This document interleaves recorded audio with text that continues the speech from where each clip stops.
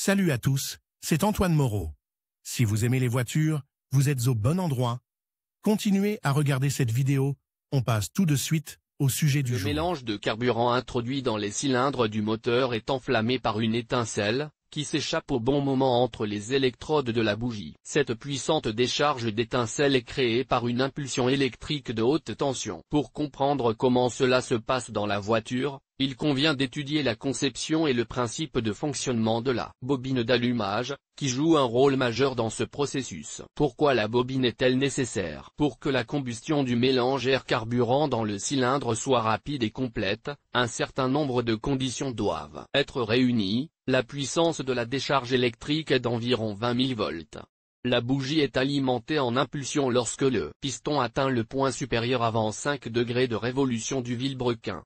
L'écart entre les électrodes est de 0,8 à 1,0 mm. C'est la bobine haute tension qui est responsable du respect de la première condition. Il est bien connu que la tension du réseau de bord des véhicules est de 12 V, et de 24 V sur certains camions, par exemple Kamaz. Ces caractéristiques ne conviennent pas à la formation d'une étincelle fiable. Pour créer une étincelle puissante qui pénètre un espace d'air de 1 mm de large, la basse tension doit être convertie en un potentiel plus élevé d'environ 20 kV. Cette conversion est effectuée par une bobine d'allumage à haute tension, qui fait partie du système de la manière suivante. Lorsque le piston de l'un des cylindres est actionné, l'étincelle se produit. Lorsque le piston de l'un des cylindres approche du point mort, PMH, la course de compression est terminée. L'écu, qui reçoit des informations du capteur de position du vilebrequin, commande la production d'étincelles en envoyant un signal au relais d'ouverture. En mode veille, la bobine est constamment sous la tension du réseau de bord,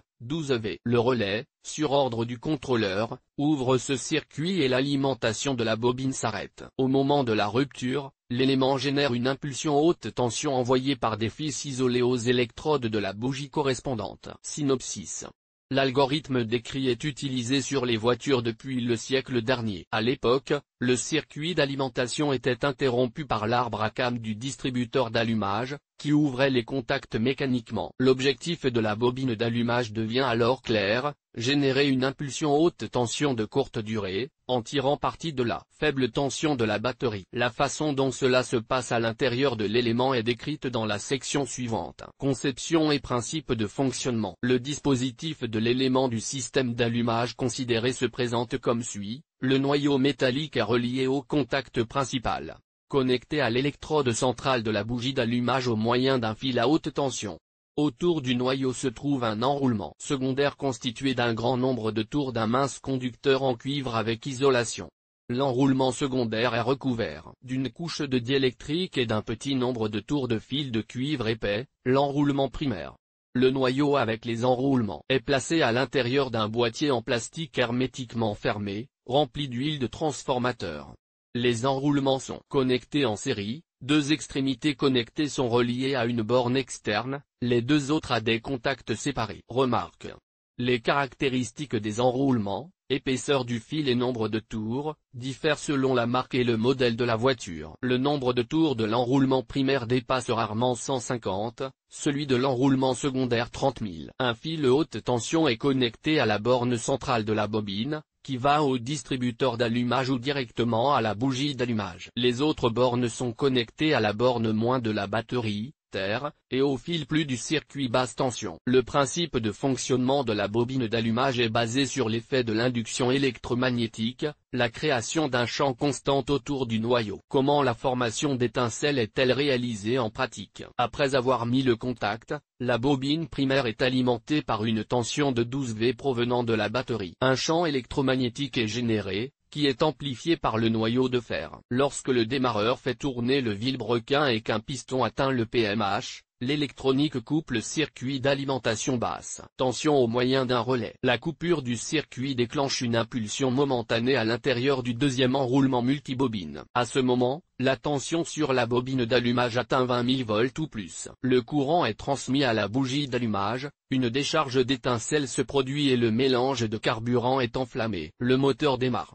Après le démarrage du moteur, le premier enroulement est alimenté par le générateur, et l'enroulement secondaire produit continuellement de nouvelles impulsions, dirigés alternativement par le distributeur vers les bougies de tous les cylindres. Type d'élément haute tension. Ce qui précède est une description d'une conception simple d'un transformateur d'amplification de tension, qui fournit des décharges à tous les cylindres du moteur. L'endroit où diriger chaque étincelle subséquente est déterminé par le culbuteur, c'est-à-dire le distributeur d'allumage principal. Dans les moteurs modernes contrôlés par l'électronique, on ne place pas de traceur et on utilise d'autres types de bobines, avec deux contacts haute tension individuel. Le premier type ressemble extérieurement à un transformateur ordinaire avec un noyau en acier, assemblé à partir de plaques en forme de SH. La différence fonctionnelle réside dans la fourniture simultanée d'une impulsion à deux bornes reliées aux fiches de deux cylindres. Comme les cycles de compression se produisent à des moments différents, le dispositif crée une étincelle sur les électrodes des deux bougies. L'allumage se produit dans une chambre, tandis que l'autre chambre est au repos. Un groupe motopropulseur à 4 cylindres est équipé de deux transformateurs à double fil qui forment ce que l'on appelle le module d'allumage. Sur de nombreuses marques de voitures, il s'agit d'une pièce unique, où tous les fils à basse et haute tension sont connectés. Référence. Il existe un autre schéma de connexion. Pour chaque bougie d'allumage, un transformateur séparé à deux sorties, relié par un fil isolé. La conception de la bobine d'allumage individuelle est fondamentalement différente des conceptions précédentes. Les enroulements primaires et secondaires ont changé de place, le second se trouve sur le dessus. Les dimensions du dispositif ont été considérablement réduites.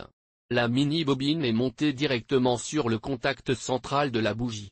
Il n'y a pas de fils à haute tension. Le nombre de transformateurs individuels dépend du nombre de cylindres de l'unité de puissance. Une bobine séparée est placée sur chaque fiche. L'avantage de ce dispositif est l'absence de perte et de panne sur le tronçon allant de la source d'impulsion aux électrodes de la fiche, c'est-à-dire sur le fil d'armure. Le deuxième avantage est la réduction des coûts de réparation. Il est moins coûteux et plus facile de remplacer un petit transformateur que l'ensemble du module d'allumage. Le principe de fonctionnement des différents éléments reste inchangé. Une rupture dans le circuit basse tension crée une surtension dans l'enroulement multitour, qui est immédiatement transféré aux électrodes de la bougie d'allumage. Pour la protection contre les surcharges, une diode semi-conductrice est incluse dans le circuit. Défauts et remèdes.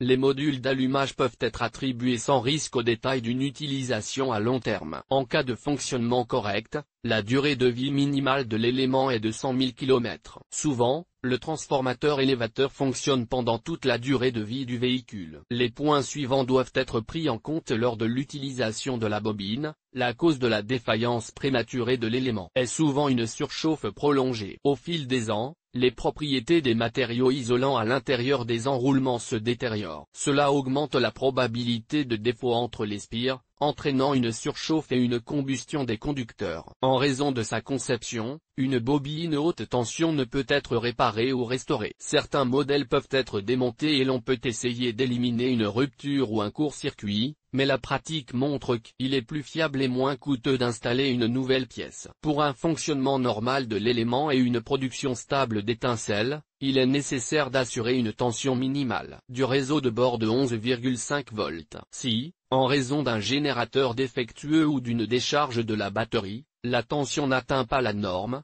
l'usure du transformateur s'accélère. Pour la même raison, la puissance de la décharge de l'étincelle aux électrodes de la bougie est réduite, le mélange de travail s'enflamme et brûle plus gravement. La rupture de l'isolation ou des fils à haute tension, qui provoque des étincelles sur la carrosserie de la voiture, réduit la durée de vie de la bobine. Si le défaut est ignoré pendant une longue période, la bobine devient inutilisable. Les bobines de type mini individuel tombent parfois en panne à cause des vibrations du groupe motopropulseur. La cause en est une rupture interne des conducteurs. Le module d'allumage doit être surveillé pour s'assurer que de l'huile chaude ou du liquide de refroidissement n'entre pas en contact avec le boîtier en cas de dysfonctionnement du moteur. Ne pas laisser l'allumage sous tension pendant une longue période, cela chauffe l'enroulement de la bobine et décharge la batterie.